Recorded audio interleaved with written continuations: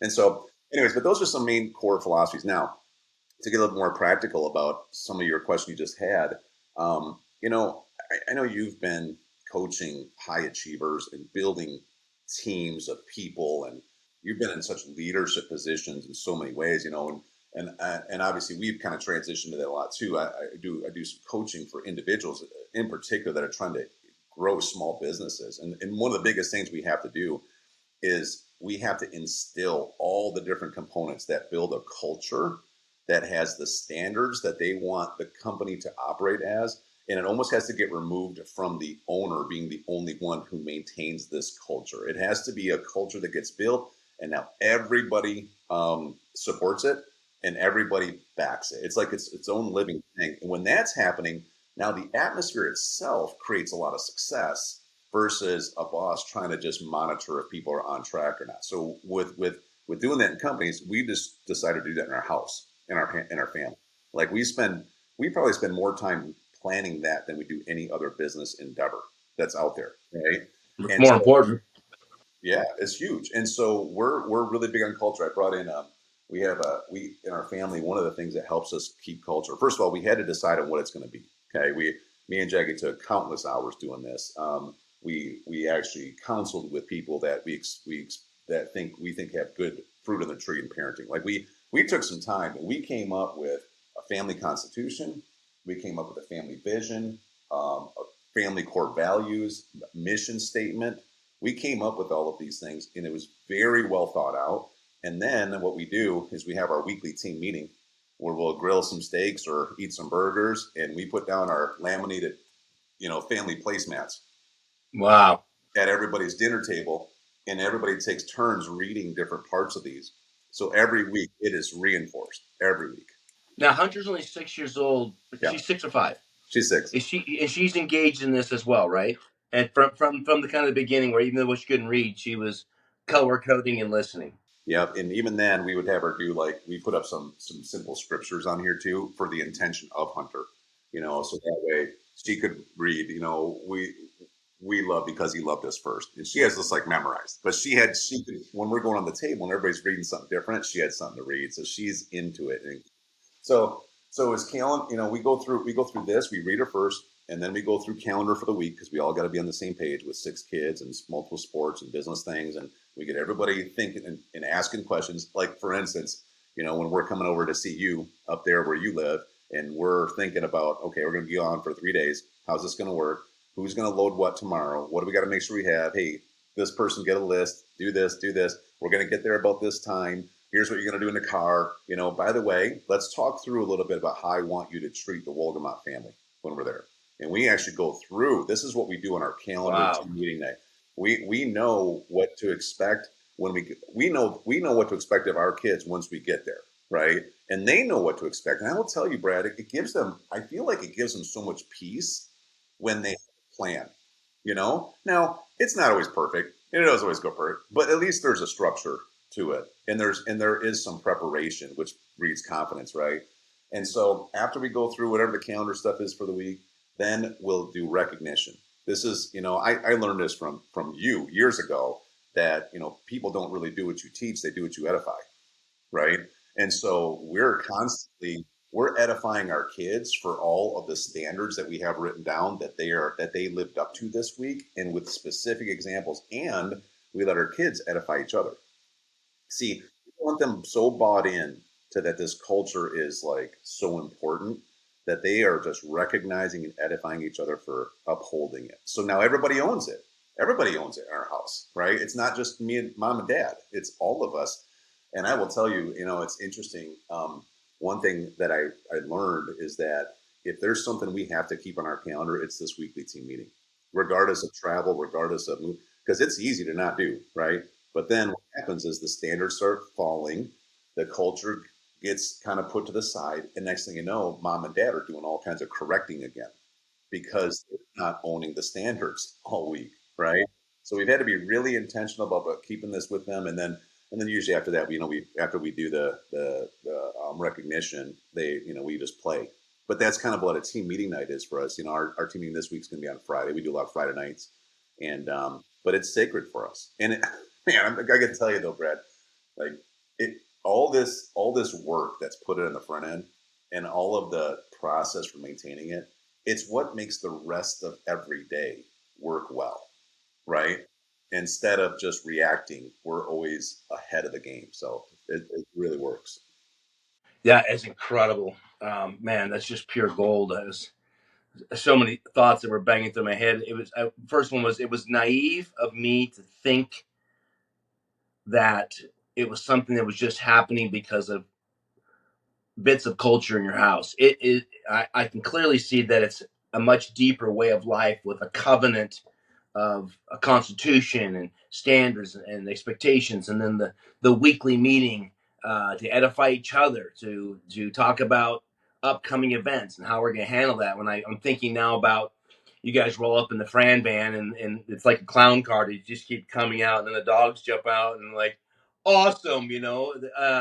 But there's not this chaos of, man, you took my seat. Ah, I'm so tired. I need to eat. I gotta go potty. You know, everybody's got their thing, but there's this grace that kind of flows them, and I'm realizing now it's very intentional. Yeah, yeah, And that's you and Jackie making a determination that that is a priority above a bunch of other things that could get in the way of that weekly meeting when things do unravel a little bit, because I mean every family's a little different, every kid's a little different. Some kids get hangry. It's a real thing, I guess. Some kids, you know, have different types of emotional issues that maybe they've dealt with, from slight autism scale things to something as simple as a middle child feeling squeezed, and so they got to act out to get attention. How do you deal with the child that has learned or is learning that if I act this way, I get the result that I'm looking for, right? If I get the loudest, I get this, or if I whine the most. How did you deal with that? As every kid probably tested that boundary with you. It's part of nature. Tell me a little bit about that. yeah. I mean, there's a few different things. I mean, the scenario you just described, that kids, arguing over which seat they're in. I mean, that obviously happened, and so Jack and I literally talked about this, and we're like, okay, let's do a rotation. Nobody can complain about it. And so now, we talk about during team meeting. This is how we're going to do it, because That's awesome. we're not gonna deal with it. So now there's like a standard. So it's like, okay, and literally ever since we decided that, there's never been a problem with it again. Like not Wow. one time. We just like, this is how we're going to do it now, and How it's fair. simple, but We let them even chime in. Like, does anybody here think this isn't fair? Does anybody want to, because we don't mind if you challenge this, but let's talk about it. And people are, they're all like, that's pretty fair. So then it's never been a deal again, and but as far as um, the other stuff, like, and discipline is such a big topic, right? And I'll just tell you, there's a book. I don't know. Yeah, I'll just reference this real quick. But this book right here, it's called Train Up Your Child by Chuck Sturgeon. To me, this kind of became my Bible for disciplining kids, because it's a very biblical based book, meaning that it's just chock full of scripture about what is said to do as a parent. I was actually overwhelmed when I read it. I was like, did I not know that there was so much instruction around what we're supposed to do? Because as you know, I mean, one of the things that I think makes parenting so challenging is that everybody and their brother has an opinion, and they all think they're right, and so, and most people are offering opinions without even someone asking for them. And so people get really like, hey, I'm going to do it my way. Just kind of leave me alone. And then they don't seek out help from people because I think they feel like they're being judged or challenged, or, and it's a super sensitive thing, because all of us want our kids to do well. And when we internally don't feel like we're doing that great, it's hard not to be defensive. So anyway, so this book here, it really laid out what discipline is. So, in there, I'll just kind of give you a quick overview. It talks about how do you actually, if you have to, if one of your kids is testing, what does that even look like? What's it even mean? And, different examples are, so you have a 2-year-old, and, I know some people say, what do they call it? What do they call it? terrible twos. Feral tooth. See, like, again, this is another example. We have never accepted that in our I family. didn't either. I never had it. Because you never spoke it, because you never Yeah, expected it, you never yeah, allowed it, and you never had it, right? yeah. I Yep, didn't have it's true. our none of our kids are Five kids, never had terrible two. I never had terrible three either. I mean, yeah, I never had a terrible year. It just yeah. Sure. I mean, and even then, you can imagine how much grief I get about, oh, your girls, wait till they turn 13, Yeah. 14. Oh boy, watch this. It's going to be a nightmare. It's going to be, you mess this and this and that. And no, we just never accepted that. And we've never had an issue with it, like at all. We don't allow it to seep in as a mentality in our family. We just don't do it. And so, anyways, but in this book, it talks about how you got to know the difference between a kid just like kind of exploring the boundaries and a kid that's actually directly testing you, and that's the 2-year-old who's walking around, and most people have to hide everything in their house because they don't want the kid to break anything. We really didn't have to. I mean, other than just like common sense baby stuff. But so you got Christmas decor up. Well, no, we don't want you to touch those ornaments over there, right? And we explain why, because it was a gift from 2 generations ago or something. Right, right, So next thing you know, if the kids stand there and after you told them no, and they're standing there and they're like reaching out to touch it and looking at you just to see what you'll do, that's a direct test. And this book describes how you have to win that battle every time. right. Have to win it. And then it gives examples of what even discipline looks like. Like if you ever actually had to spank your kid, you never used your hand. You always do it in a unique place, and how the process goes. You don't even have to even really touch your kid. Some people got abused, like I got abused, as a kid, right? I had the fear of my dad. It was like one of those old school stories of choose your weapon, right? What you want to deal with. So it was just fear. But for us, we've never had to ever even hardly touch our kids, but we've had to go through the process of disciplining. And the process it's pretty powerful, and it's very biblical how you go into the step, the kid tested you, you have to discipline them. Like you have to. So you go in there, usually you have to have a conversation. They understand what's happening. You give them a little pat on the thickest part on their butt. You barely even have to touch them, and instantly it's just like water works. It's like, and biblically it talks about how this is such a necessary process because otherwise there's no release from your repentance, right? Knowing that you did something wrong, and so when there's no release, it just keeps building and building and building and building, and you see kids almost get worse and worse and worse and worse. Well, I can tell you from experience, kids start crying after that. You know what? We actually pray. I usually have them pray when they were really little. I would have them repeat my prayer over what just happened and how to release it. And then it was hugging them up. It's loving on them. It's laughing. Before we leave that room, we are connected. And then of course, this is another massive part of this, Brad. And this actually I credit to learning it from you. Is when it comes to forgiveness in our family, we have a philosophy of the standard being restored, right? Right. And this is humongous. This is another thing I think that most people don't know. And I don't know if it was a book you gave me or a conversation we had, but I remember it never left me where you talked about a dad who was actually uh, like yelling at his wife. Say they're staying in the kitchen. He's just, whatever's going on. They're in a big fight.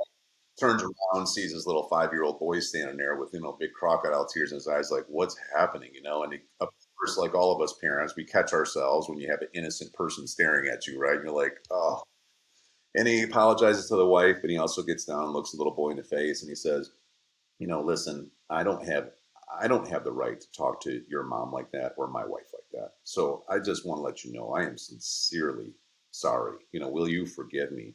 And of course, 5-year-old's like, yeah, Dad, come here. Gives him a big hug.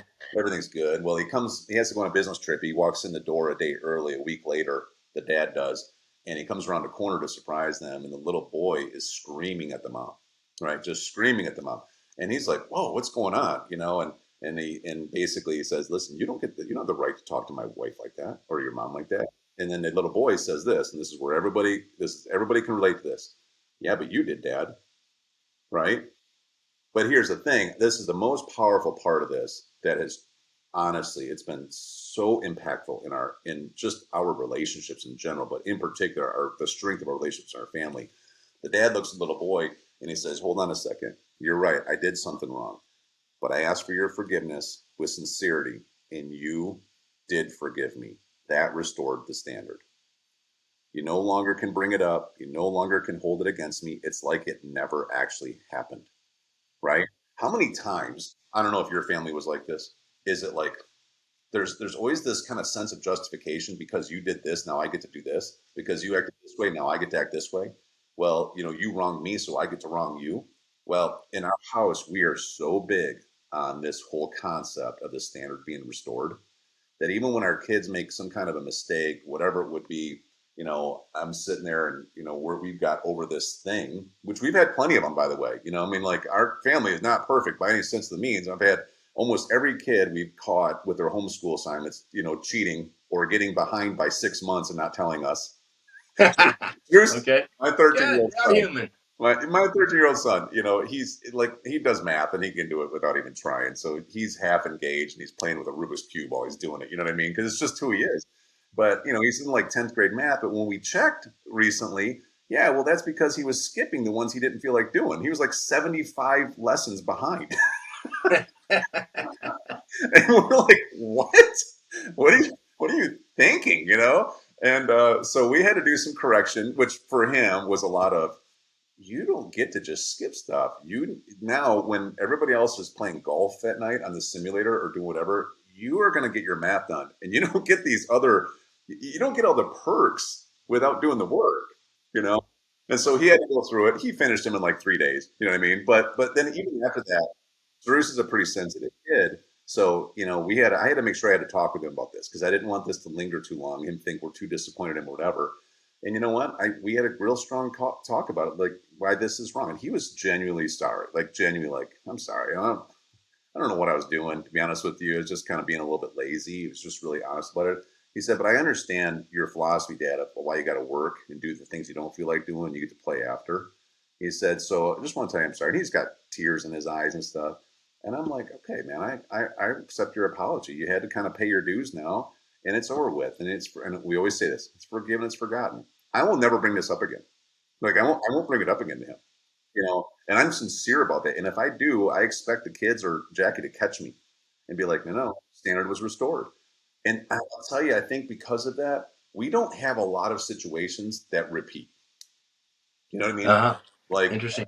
yeah, it doesn't really happen. And I think it's because of that release. So anyway, so the discipline part is a big topic. And again, Jackie and I have had to be on the same page about it.